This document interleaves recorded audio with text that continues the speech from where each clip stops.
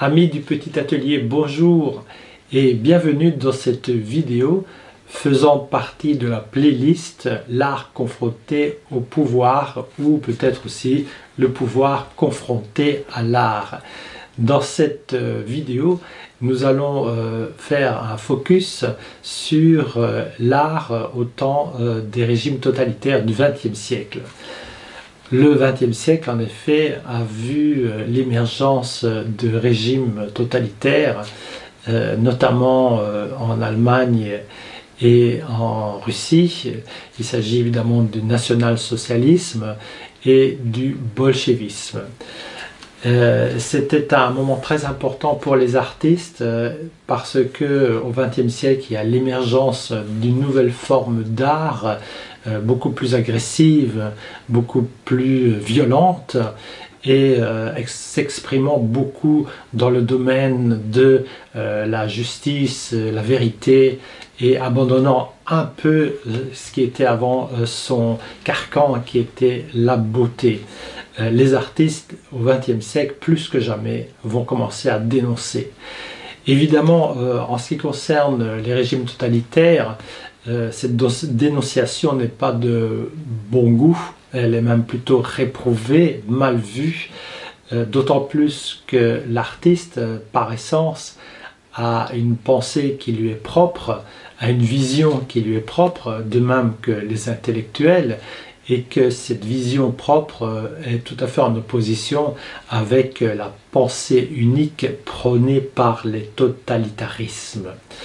Alors évidemment, les tyrans, les despotes de ces époques vont essayer par tous les moyens de dénigrer les artistes, notamment en raison de leur individualisme, de leur soif du succès, de leur irrespect de la morale et évidemment aussi de leur judaïcité en ce qui concerne le national-socialisme.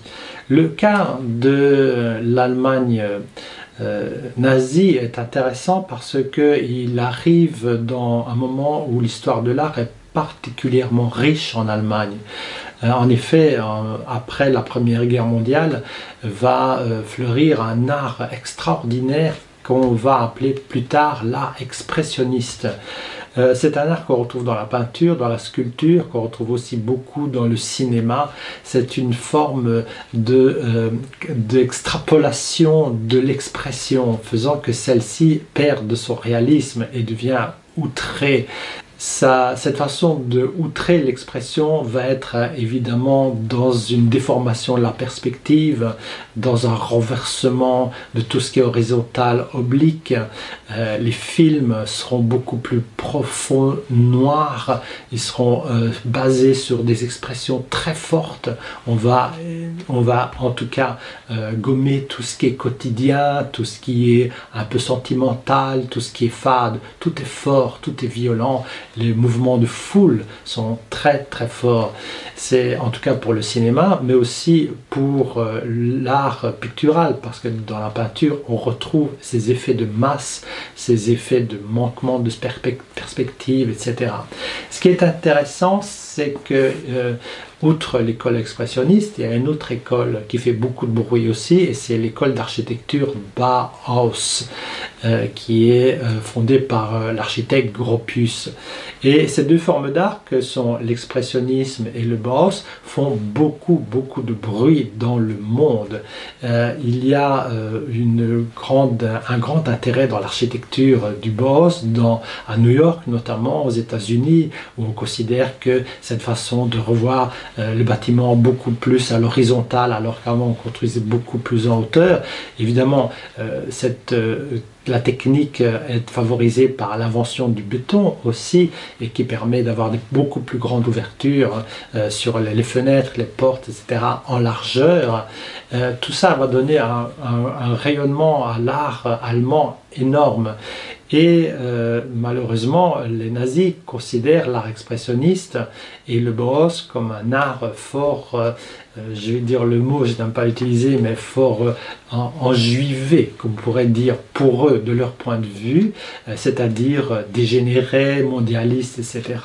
Et ils veulent l'éliminer, ils veulent qu'il ne fasse plus partie de leur paysage culturel à eux, préférant évidemment des modèles beaucoup plus conventionnels selon le type, le canon de la grande Allemagne, de l'homme musclé, fort, etc.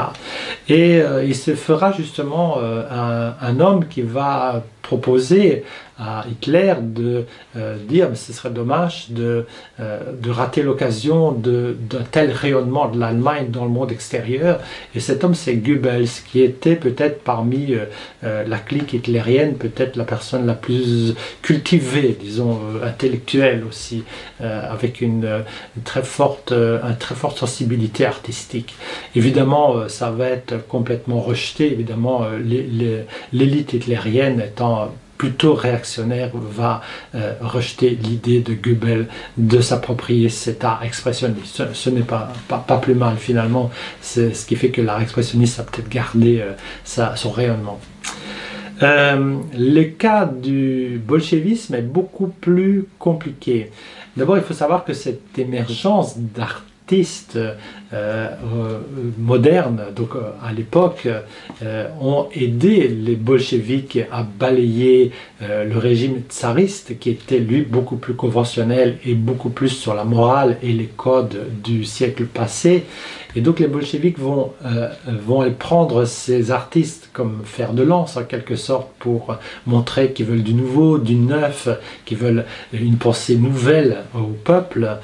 Et ces merveilleux peintres vont servir la cause révolutionnaire, mais une fois que les bolcheviks seront au pouvoir, évidemment ils vont commencer à gêner et on va de nouveau les faire partir. Certains grands artistes resteront, certains resteront en Russie, ils seront évidemment surveillés, inquiétés et souvent même torturés. D'autres prendront le choix de partir et de s'exiler, et donc il y a comme ça une école russe qui s'est fortement occidentalisée notamment, mais tout en restant avec cette particularité russe que l'on connaît. Voilà.